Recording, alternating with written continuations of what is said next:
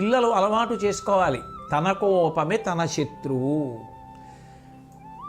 ప్రతిదానికి కోపం తెచ్చుకోవడం మంచి పద్ధతి కాదు. తన కోపమే తన శత్రువు, తన శాంతమే తనకు రక్ష.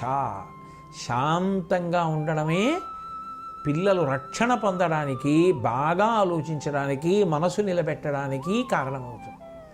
తన శాంతమే తనకు రక్ష దయ చుట్టంబౌ.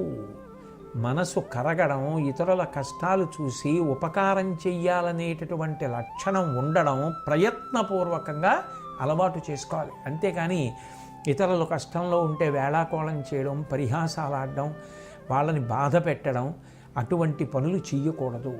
దయ చుట్టంబౌ. తన సంతోషమే స్వర్గము.